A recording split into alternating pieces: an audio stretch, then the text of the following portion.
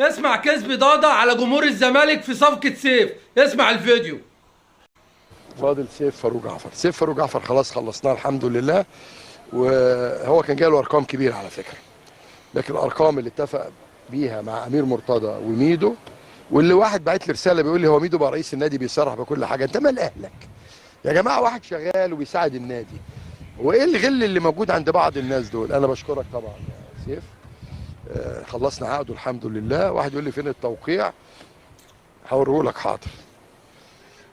ومعاه طبعا وكيله استاذ حازم.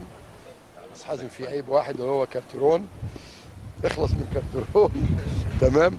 فاحنا كده خلصنا كل اللعيبه اللي هي ليها تجديد. صلحنا عقد سيف الجزيري، عملنا له سنتين جداد مش كده، وحمزه المسلوسي خلص، وسيف خلص، واحنا في انتظار الست والدته المحترمه، وده شيء محترم منه ان هي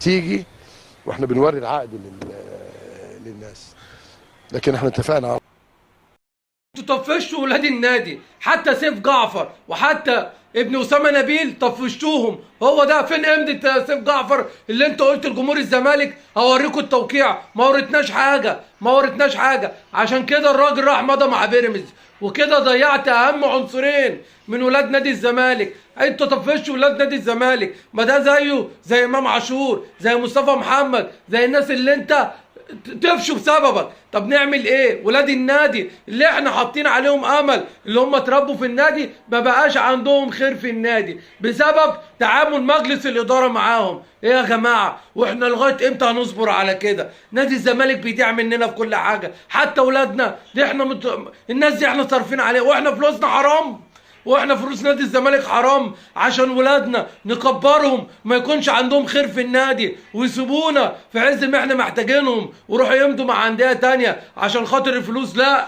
عشان خاطر رئيس النادي، عشان خاطر المعامله يا جماعه فوق كل شيء. وانت طفشت اللعيبه زي ما طفشت طارق حامد، زي ما مشيت فركاني ساسي، زي ما مشيت اشرف بن شرقي اللي انت قعدت تقول لنا راجع، والراجل راح يمضي مع بيراميدز. يا جماعه كفايه بقى. انا لو منكم اسيب الكرسي اللي انتوا قافشين فيه ده. جمهور الزمالك كل يوم دمه بيتحرق بسببكم، كل يوم العالم كله بيضحك علينا، الدنيا كلها بتضحك علينا، كل يوم في فضايح في نادي الزمالك. ارحمونا عشان خاطر ربنا.